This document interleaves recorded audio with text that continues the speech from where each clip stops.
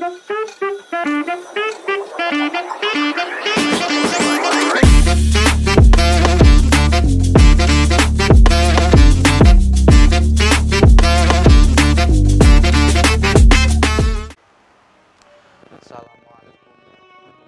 wabarakatuh. Bertemu dengan saya dalam kajian Islam mengenai hadis, yaitu kitab hadis karya Imam Suyuti yang dijuluki Kitab Lubabul Hadis, yang mana pada kesempatan kali ini kita akan membahas atau membicarakan tentang fadilah doa. Pada bab ke-19 ini ada beberapa hadis yang ditulis, kemudian yang diriwayatkan oleh beberapa perawi hadis yang mana membahas mengenai fadilah doa.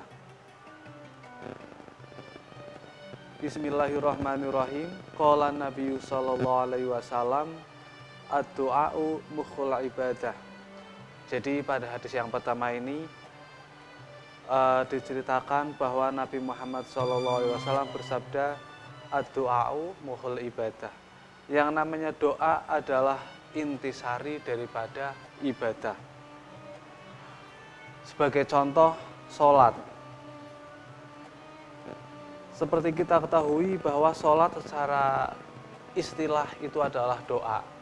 Dari awal hingga akhir, dari niat sampai kita salam, itu adalah doa. Isinya adalah doa. Maka dari itu Nabi bersabda bahwa ad-du'a'u mukhul ibadah. Jadi keseharian kita, ibadah kita itu adalah merupakan doa. Kemudian Rasul juga bersabda, waqala sallallahu alaihi wasallam, laisa syai'un akrama Allahi ta'ala minad du'a. Jadi tidak ada hal apapun tidak ada hal apapun yang menurut Allah lebih utama selain doa. Nah, jadi setiap hamba, setiap umat manusia itu hendaknya selalu berdoa kepada Allah Subhanahu wa taala. Yang mana doa tersebut adalah suatu pengakuan kita sebagai hamba bahwa kita butuh kepada Allah Subhanahu wa taala. Orang-orang yang enggan berdoa, orang-orang yang tidak mau berdoa, mereka merasa bahwa mereka mampu tanpa meminta kepada Allah Subhanahu wa taala.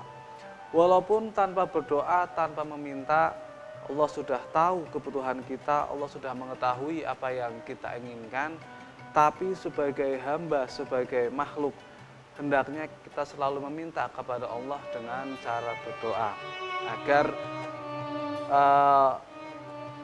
antara kita dan juga Allah ada sebuah kedekatan, itu dengan berdoa. Wa qala sallallahu alaihi wasallam, min asma'illahi ta'ala wa du'ahullahu fil ardi.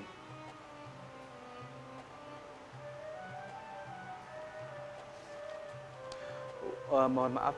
Wa qala sallallahu alaihi wasallam, yaqulullahu ta'ala ya abdi ana inda dhannika wa ana ma'aka idza da'autani.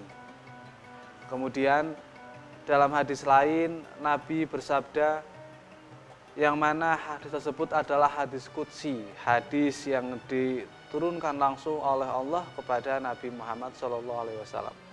Ya abdi ana inda dhannika wa ana ma'aka idza da'autani. Wahai hambaku, sesungguhnya saya bersama dengan prasangkamu. Maksudnya bahwa Allah itu sesuai dengan apa yang kita prasangka.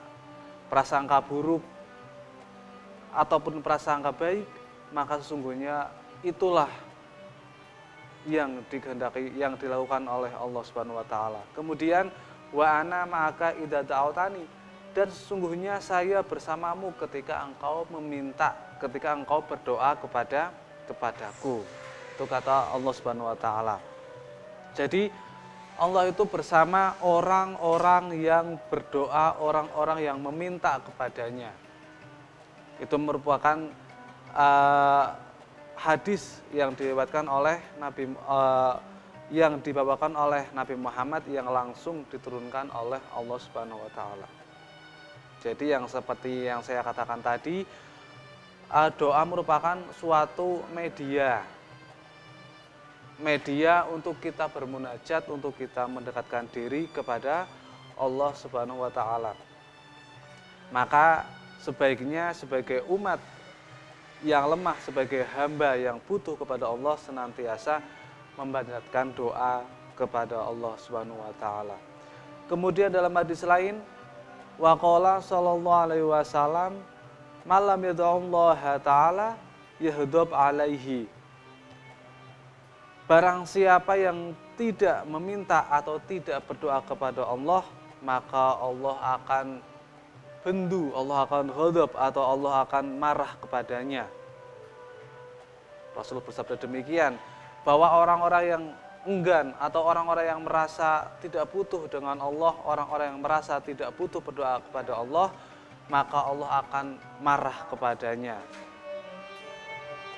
Marah di sini marah karena apa? Yaitu marah karena orang tersebut merasa sudah mampu. Orang tersebut merasa sudah tidak membutuhkan Allah sehingga ia mengabaikan berdoa, ia enggan meminta kepada Allah. Bahkan Rasul sekalipun, orang yang sangat mulia, makhluk yang dicintai oleh Allah pun masih berdoa dan meminta kepada Allah Subhanahu wa taala. Apalagi kita, makhluk yang belum tentu dicintai oleh Allah, makhluk yang belum tentu masuk surga. Kenapa kita tidak mau berdoa kepada Allah? Kenapa kita tidak meminta kepada Allah agar senantiasa Allah selalu dekat dengan kita semua? Wa qala sallallahu alaihi wasallam, ad-du'a'u silahul mu'min wa imaduddin wa nurus samawati wal ard. Kemudian Rasul bersabda dalam hadis lain bahwa yang namanya doa adalah silahul mukmin. Doa adalah pedang atau senjatanya orang-orang mukmin. Banyak sekali kisah-kisah cerita yang menceritakan keajaiban doa. Sebagian yang mungkin yang sudah kita dengar, di antaranya adalah ad-du'a'u silahul mu'min. Doa adalah pedang atau senjata bagi orang-orang mukmin. Wa imaduddin, dan juga doa adalah merupakan sebuah tiang agama. Jadi tanpa doa, agama kita akan rapuh, agama kita tidak akan kokoh. Begitulah kekuatan doa. Wa nurus samawati wal ardi, kemudian doa merupakan cahaya dari langit dan juga bumi. Wa qala sallallahu alaihi wasallam, da'watul madlum mustajabun wa in kana fajiran fafujuruhu ala nafsi.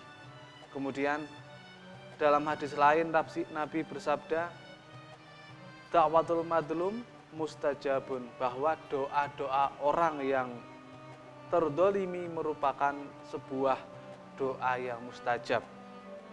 Karena apa? Karena mereka sangat dekat dengan Allah. Dikatakan bahwa antara orang yang didolimi dan Allah tidak ada penghalang apapun. Wa in kana fajiron fafujur ala nafsi. Walaupun orang tersebut merupakan orang yang fajir, merupakan orang yang melakukan dosa besar.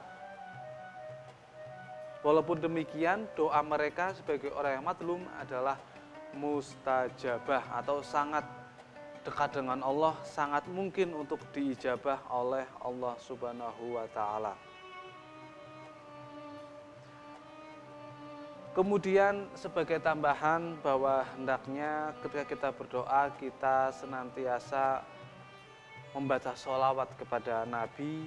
Karena apa? Karena sholawat tersebut sebagai pembuka pintu langit agar doa kita sampai kepada Allah Subhanahu wa Ta'ala. Jadi dengan sholawat doa kita akan diantar langsung kepada Allah tanpa suatu halangan. Nah, dengan tanpa sholawat maka doa kita akan tergantung di langit dan tidak sampai kepada Allah Subhanahu wa Ta'ala. Mungkin demikian, semoga kajian kali ini bermanfaat dan juga memberikan kemanfaatan bagi kita semua, agar senantiasa kita selalu meminta dan berdoa kepada Allah Subhanahu wa Ta'ala, agar kita menjadi umat yang mengaku bahwa kita adalah butuh kepada Allah Subhanahu wa Ta'ala.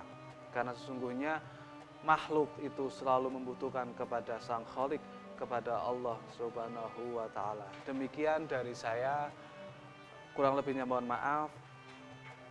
Apabila ada kesalahan itu murni dari saya, dan apabila ada sesuatu yang baik itu adalah dari Allah Subhanahu wa Ta'ala. Wassalamualaikum warahmatullahi wabarakatuh.